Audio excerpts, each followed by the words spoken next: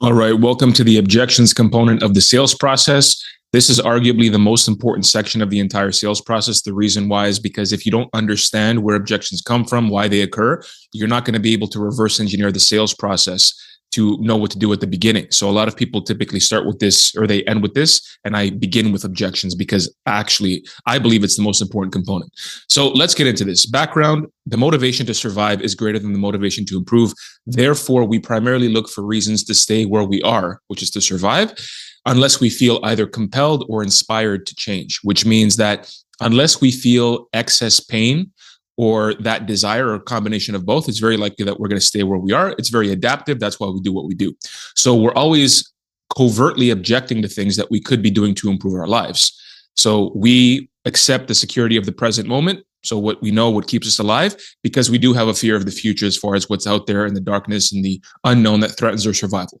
So for every yes in life, there's a corresponding no and vice versa, which means if they're saying no to you for some reason, they're saying a yes to something else. And we have to figure out what the true no is and what the yes that they're saying to is and how to basically flip those two things. So the goal here with objections is to produce a feeling of certainty in the prospect that our solution is the best way for them to achieve their goal. They're going to experience more pain now without our solution, and obtaining the solution is a priority for them right now. So that last one has to do with time. So stage of the objections, we've already established why they're meeting with us. So we've gone through their problems, their desires, we've gone through discovery, and now we've pitched already and the price is known. And before closing the deal, there have to be no objections. If there are any objections, the deal won't be closed. So we have to make sure that the objections are going to be addressed. So the three main categories of objections are trust, uncertainty, and power. Trust has to do with either their product, they don't trust you personally, the company, or your product or service. And at a visceral level, they kind of label us as untrustworthy in their mind. So either the rapport was not strong enough, or there was a vibe that you were putting off, or maybe something that had to do with them, or the reputation was not strong enough, which means that you didn't have enough experience as far as having testimonials and reviews. And I understand this as well. Every company goes through that initial phase where they don't have any reviews or testimonials. So here you either want to use the emotional high integrity, they care type of evidence in the form of testimonials, or just through your language, how you make them feel reassured. Number two, uncertainty. They have doubts or fears or concerns that this is the right product and right now, and it's the right time. So trust has really more to do with what they feel. Uncertainty is really more about like how they're thinking. So communication was not clear or sufficient, and you lack the understanding in terms of how your prospect needs you to understand them in order for them to feel like that you have a solution for their problems and their goals. So here we want to use typically success and ROI, so tangible transformation type of evidence, so testimonials, reviews. And if we don't have those things, then we use our language to communicate the same thing. So power, number three, they don't have the finances or the authority to decide on your own. So if they don't truly have the finances, they can't get the finances, they can't qualify for financing, then the deal cannot be closed because they don't have the money. And if they don't truly have the authority, or they would break trust with somebody who's close to them to make the decision by themselves, then we cannot close the deal. This is why we need to establish that the partner needs to be present before we pitch. In fact, we need to eliminate all objections before we pitch, but we'll talk about preempting objections a little bit later. So these are the things that we have to make sure that we understand. Any objection, we have to do two things. Number one, identify the real objection by putting everything else aside and focusing on what they just said and finding out if that is the real reason. Because if the solution here is the priority and they frame the solution as being the bridge to the goal, which is the certain path, but they don't pursue it, it's either because they value something else more than your solution, than what they would actually gain from the pursuit, or they truly don't have the power. So either they don't have the power, so they don't have the finances, they don't have the authority, or they're valuing something else more than your solution or your product. So if they objected to your solution, you have to get specific on those objections. So what they are in reference to, as far as, is it the features? Is it the delivery of the program or the product or the service? Is it something else? Because the core reason may be something else other than what they said. So number two, we have to determine here in the process, if hypothetically their objection was off the table, how they would feel about the product itself, right? Just the process, just the proposal, just the thing that we said. Because if they do feel like it's the right choice for them, then that would be the real objection that they stated. If they don't feel certain about your product, your service, your solution through the types of responses that they're giving you, which we're going to get into a little bit later, then it's a smokescreen. And power objections are often a smokescreen, which is deferring to the external for the prospect's lack of certainty or their lack of trust, which is the real objection. So remember, nothing matters if they're uncertain about the product or service or you or the company. So you have to determine first if they're fully and confidently on board, then we can address other objections. Because if they don't even think it's the right thing for them, then everything else is irrelevant. So we're always getting to the essence here of their questions and statements. So what we want to do is basically two things here. Restate what they're saying to you so we can make them feel reassured, and they have to feel, remember, completely understood for them to believe that you can truly help them. They will doubt everything you say if you can't even understand what they're saying. So the easiest way to demonstrate understanding is to sufficiently restate what they said to them. So they have to give you like an emphatic, yes, exactly, that's what I meant. Number two, confirm what you restated is what they mean. So if we take the answers at face value without clarifying the essence of the communication, we're talking past them. So we have to make sure that we're receiving that certain confirmation from the prospect. So here, objections, this pro tip, we're going to get into in the more detailed section of the objections breakdown. And the same with this pro tip as well. These are very, very important. So some of the most common objection codes these are typical phrases that people might use or variations of these phrases. I'll think about it, get back to you, send me a proposal. I'll need to wait until some other future time. I got to talk to my spouse, my partner, my husband, my director, whatever, or it's too expensive. And each of these phrases and variations of these phrases will fall into these categories here. And once we've determined the real objection, they will reflect the objection category, as I said. In other words, we don't assume their initial objection is the real objection. We go through the identification process, the process that I went through up here. So we go through this process in order to ascertain the fundamental category. So example here, you conclude the offer. Prospect says, okay, I'll need to talk to my spouse before making this decision. You say, got it. So let's say hypothetically, you could pull the trigger without your spouse. How do you feel about the process, like the program itself? And they say, yeah, I think it could work. So you could tell that already through my tone, and typically that's how they would answer. Even the words, that's the real objection, is that they feel uncertain about the process. So now we have to address the real objection. So why do prospects give fake objections? Let's get into more of the psychology here, because I don't hear this talked about at all. Why would somebody even give us a fake objection? Because it takes less energy to just make something up, because you don't feel certain about the thing that you're going to be doing. And because of everything I stated at the beginning, as far as we're incentivized to stay where we are, that we're afraid of the future, we want the security of the present. So if they think it's unknown, it's confusing, your communication wasn't clear, whatever the case is, and they feel uncertain, they're going to want to run away. And the easiest way to do that is just to make an excuse. So we inherently do not want to invest excess time or effort into things we don't like, we understand, that we don't understand, or believe might be the answer for our problem. So why would you go out there and explore the jungle if you didn't feel like, okay, this is something that's going to give me a benefit? I have some kind of like level of where I'm going, some kind of a map. And I think this produce a better state in the future. By me doing this exploration, it would do all of those things more than what I'm valuing right now. Because if they don't like it, they don't understand it, they don't believe that they're going to survive with it, and it's going to enhance their survival, then they're not going to pursue that. And this is, again, tribal brains. This is a little bit different than how we think in our culture. So we don't get trust or uncertainty smoke screens because they're too complicated. It's easy for the real objection to be power. So just to defer to an external source, it's super straightforward. Oh, I got to talk to my wife. I don't have the money. You know what I mean? Leave me alone. So for example, if a man here and his wife have an agreement, a real agreement, that they consult each other for purchases over $10,000, for example, this happens, sometimes, he will likely not break that trust because of anything that we say. So the integrity of his partner, between him and his partner, is more important than, of course, the relationship that we have with him. So in fact, pushing too hard with the real objection, when the real objection relates to a person's integrity, will put into question your own integrity, obviously, right? So sometimes prospects do give a variation of this objection as a smokescreen because they're too scared to make the decision, as we just talked about. That's why we always go through that process to make sure that it's the real objection. So this is why it's critical for the entire process to be like locked down, because we're preempting things from the very, very beginning.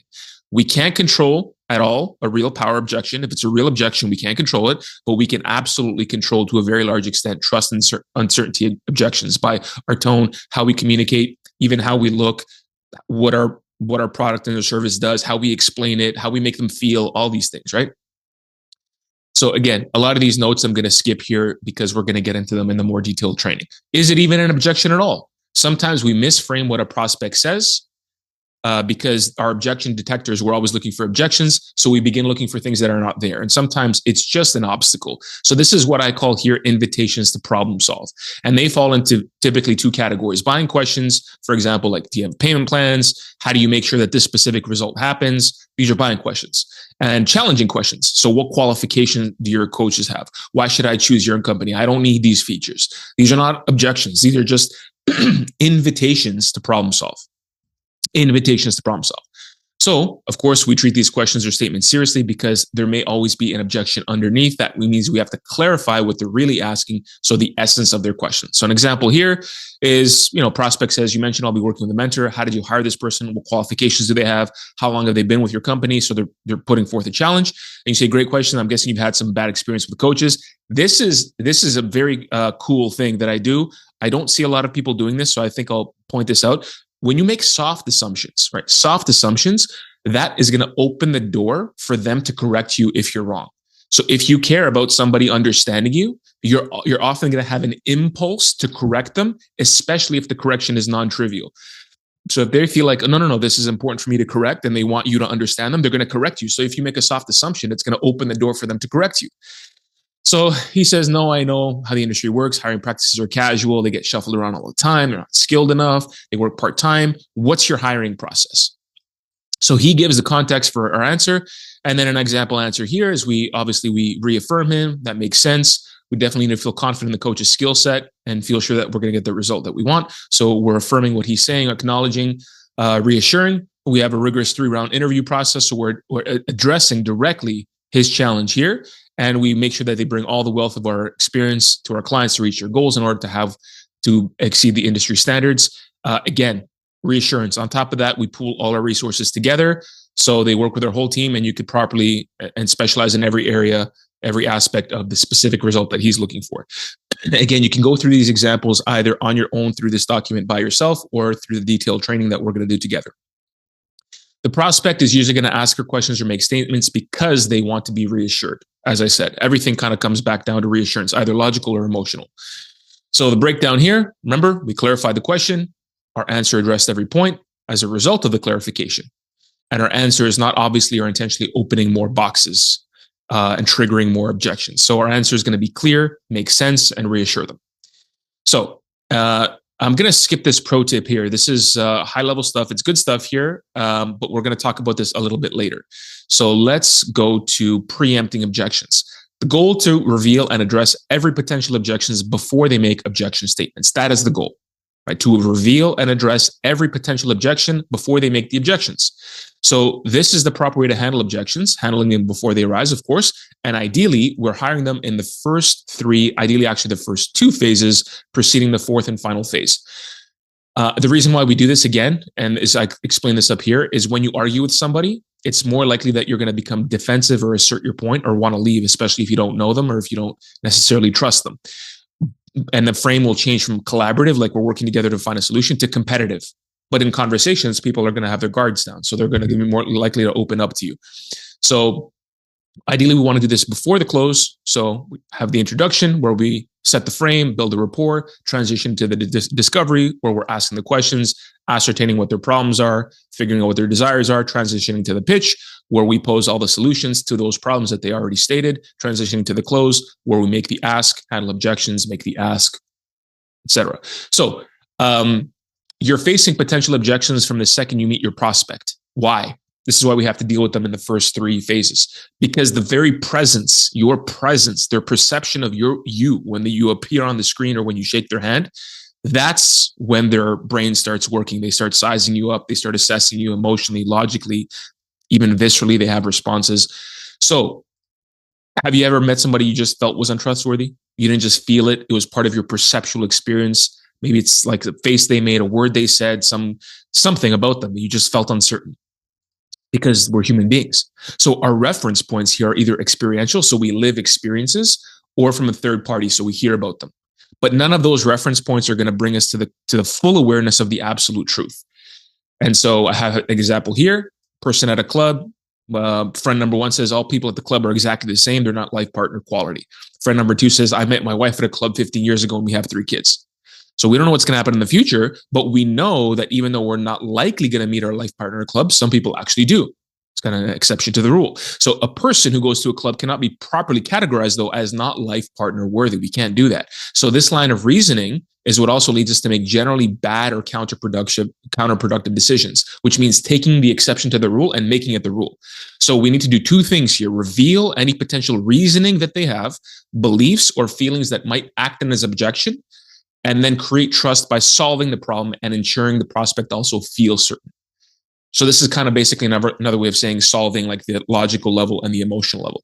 So we're full of contradictions, and our ability to deal with everything I just said, everything will help people through their thoughts and emotions will directly correlate to how good of a closer you are. You can't just know sales. You have to know human psychology. You have to know how to coach people. There's a lot of components here that are outside of the scope of this particular training. So types of preemption here happen passively or actively. Passively is when you receive it from them. Actively is when you put it forth. So for example, passively, you receive, what if I can't do this thing? They say, I'm not sure how much time I'll need for this. How do you ensure your client's success? So they're asking you and you're like, oh, great. So this is all about accomplishing the goal, which is what an objection they might have later. As far as uncertainty, how much time will I need? Again, uncertainty, right? How do you ensure client success? Trust, uncertainty. So they're asking you questions before they even object, where now you can address those potential objections that would have happened had you not addressed them. Active preemption, which is initiated by you, which is another, we have to do both of these things. We're specifying, right? If you're not good at this thing, don't worry. And then you share a story of a similar client that you have who succeeded. In general, how much free time do you have per week? So we're just asking them how much free time they have, right? Oh yeah, I've got 2 hours on a Saturday, an hour on a Sunday, maybe like 30 minutes a day. Sounds you're very motivated. What drives you? So we're getting them that feeling of certainty. So preemption has been accomplished when you and the prospect are in accord with the same point. So it's not just when they bring something up or you bring something up. It has to be, in a sense, resolved, or like we're in accord, we're aligned together. So the point has to be resolved. In other words, you're on the same logical and emotional page. So if they understand the logic but don't feel the emotion, they don't feel good about it, you're not in accord. You got to deal with the feelings and make them feel certain. Help them feel certain. Conversely, if they're in a good emotional state but don't quite understand you, you have to help them achieve clarity in their mind, because at the end, good emotions by themselves are not going to just close the deal. The thing that you described has to make sense to them. You have to have been clear in your communication, and they have to really understand. So the way to check our math here is to ask pointed follow-up questions, which are not just small agreements, but we got to do this.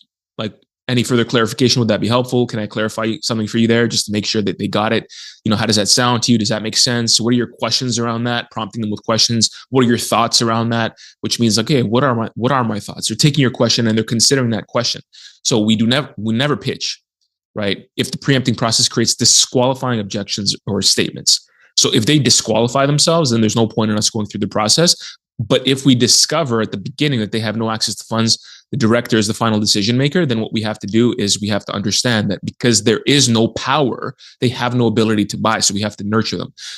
But we don't abruptly end the meetings once the discovery is made. I often don't hear this point talked about either. So we offer more value. So we're offering them more. We're not just hearing the disqualifying objection, so to speak, and then just ending the call. It's very rude.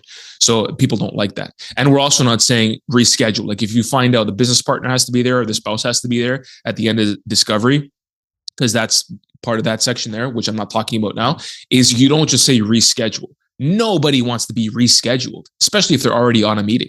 It makes it sound like your current meeting was worthless to them. So again, you're not framing it that way. You're framing it as a second meeting after you give the value, so you can give them more context, and so everybody can be involved and ask questions. So you're integrating the second meeting as part of your process. Okay, so final thoughts here. Your awareness and understanding of everything in this training is half the battle. The other half is, number 1, proper implementation, and number 2, iterating on the feedback. So practice does not make perfect. Perfect practice makes perfect. We don't want to practice crappily, right? So we have to learn how to extract the right lessons from the progress and accurately filter the feedback that we receive from our practices. So don't think of sales as a science or an art. Sales is a foundational pillar of our culture and society. So it's the primary skill of business. And if you master this skill, there's no direction or opportunity that's going to be off limits with your business, your finances, or your relationships. So with that said, I will see you in the next training.